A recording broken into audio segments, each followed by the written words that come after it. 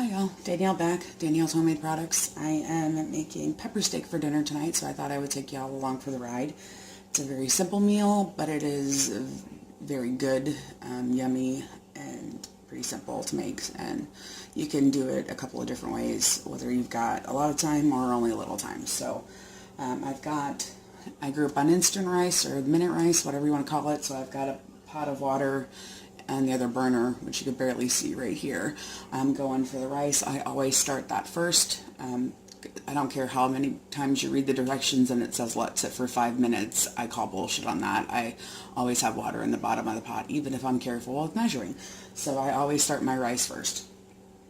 You can use any kind of beef that you're happy with. Today I happen to have bought stew meat, but there have been plenty of times where I haven't liked the look of the stew meat and I've gone out and just got a small roast and cut it up into chunks and strips or whatever myself. So I've got just a big package of stew meat here, green peppers, as many or as few as you want. I have 4 here, but I don't know that I'm going to cut up all 4 of them. I'll see how it looks when I get it, because the peppers give the gravy a nice flavor, but my daughter doesn't really like to actually eat them, so I don't necessarily need to put all 4 of them in for the 3 of us here. Nana's actually taking a nap right now. And then just brown gravy. And again, I serve this over plain white rice, nothing fancy. And I said you can do this a couple of different ways. Today I'm actually making it on the stovetop, but I have made it plenty of times in the crock pot as well. Even in the crock pot, there's still a couple of different ways you can do it. I do recommend browning the meat in a pan first, but there have been plenty of times where I've just dumped everything in the crock pot. Browning it in the pan first is going to give it a little bit more flavor, a little bit more texture to the meat, and then sticking it in the crock pot is going to give it a little bit more tenderness and juiciness. I do personally like the texture a little bit more when I cook it on the stovetop, because sometimes with cooking it in the crock pot, the meat tends to fall apart, and that's not necessarily what I'm wanting. So really go with based on what you want. I do this as a freezer meal too, where I'll slice up the peppers, put the beef all into a Ziploc bag with packages of brown gravy mix, and then I stick it in the freezer. So all I have to do when I pull it out is add the water for the gravy, throw it in the crock pot, and it's done. Again, when you're doing it in the crock pot, you can just pour the gravy mix and the water in there and let it cook all day long. Or you can actually make up the gravy itself, depending on how many dishes you want to make or how much time you have. Dumping it in, it's still going to be delicious. Your meat is just going to be a little bit more tender, a little bit more fall apart. It's not going to be as whole, I guess, is the best way I can think to describe it. If you want your, it's going to be more shredded. It's going to fall apart a little bit easier, which if you're wanting it more tender than cooking it on the stove, that's your best bet. Like I said, I do recommend browning the meat in a pan first, just to give it that additional oomph of flavor that you're going to get from caramelizing the meat. But if you don't have time to brown it, like I said, I've thrown the raw meat into a bag, put it in my freezer, and then dump freezer, the bag and all right into the crock pot, and it still tastes wonderful. So that part is up to you.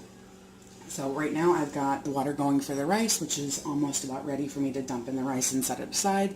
I'm going to slice up the green peppers, and then I will be back.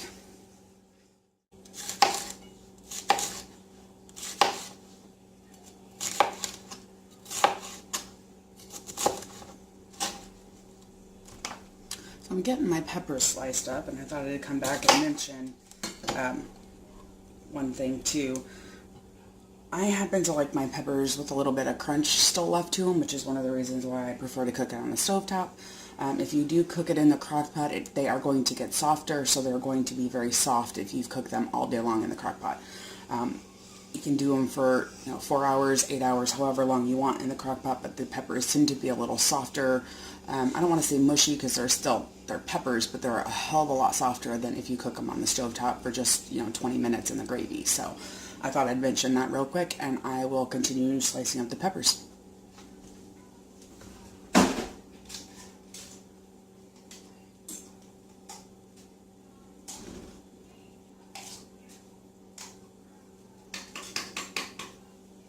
Don't forget to whack them seeds out.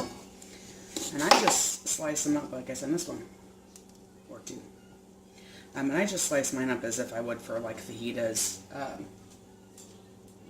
Doesn't have to be any set size, whatever your family likes. And I think I actually may only need 2 peppers. I tend to do them a little bit bigger just because my daughter does not like to actually eat the green peppers. So with the strips being a little bigger, it's easier to pick them out of her food. When you got picky eaters, sometimes you have to do that. You guys know what I'm talking about.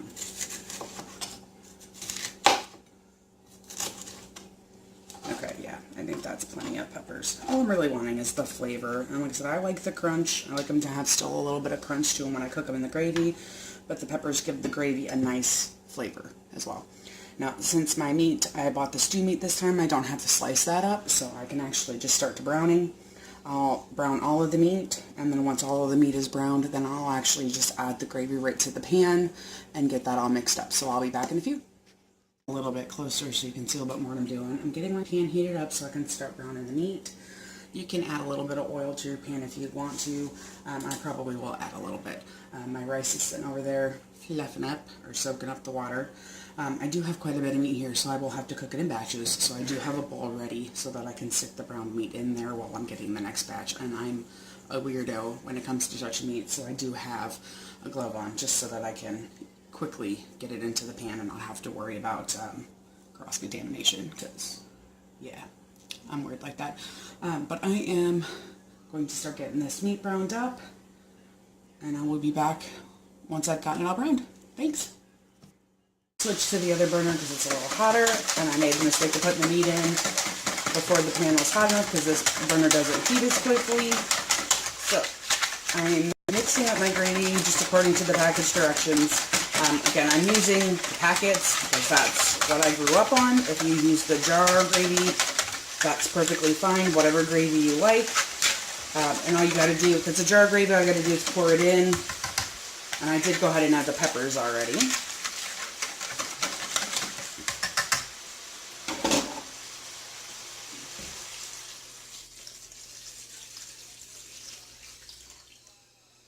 And I'm going to let that come to a boil. And I'm going to try to move you guys in closer too.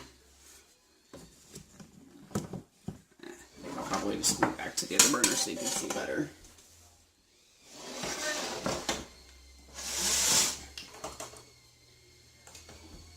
I ring around the rosy with the pans.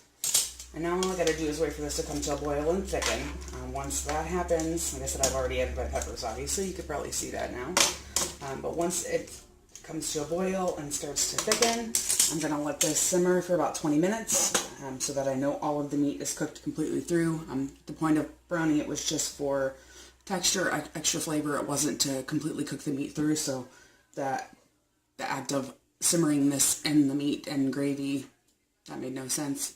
The act of simmering the meat in the gravy, how about that? That's a better sentence, will help to finish cooking it. So my rice is still sitting there, and it should still be warm by the time this is all done. I said, and I'll just watch this, wait for it to come to a boil and to start thickening up. And then once that happens, I'll let this simmer, and I usually cover it just so that it doesn't splash and splatter all over the place. But that, again, completely up to you. Probably should do this in a bigger pan, but this is my biggest pan, my well-loved Rachel Ray pan that I brought from home here. And I can hear Sky playing with her remote control car in the other room, but I'm going to bring this up to a boil and let this start bubbling away and simmering away, and I'll be back to show you the finished creation. See you soon. So my beef is done, my timer just went off, and it's bubbling away. I did take the lid off for the last 5 minutes because it tried to bubble over, which was my own fault for walking away from it. Don't mind the background noise. We're doing a garage sale this weekend here at Nolan's house, so I've got some clothes going in the washing machine, and it's right off the kitchen here. So my rice is done, my pepper steak is done, so we're going to get it plated up, and I will... all I do is scoop out some rice and ladle the yummy meat mixture over the top of it, and I'll give you a close-up of that once I've got it done. And here is my finished plate. You can scoop out as much or as little rice as you want, add as much of the beef and green peppers and gravy as you want.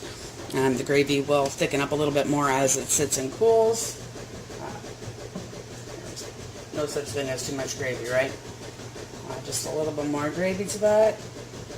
Now, I don't usually season mine with salt and pepper while I'm cooking, just because I tend to be a little heavy-handed on the salt. I am very much a salt person, and not everybody is that way. And a lot of times the gravy does have salt and sodium in it, so it doesn't necessarily need any. So I always put salt and pepper on the table, and whoever wants to add salt and pepper at that point can do so.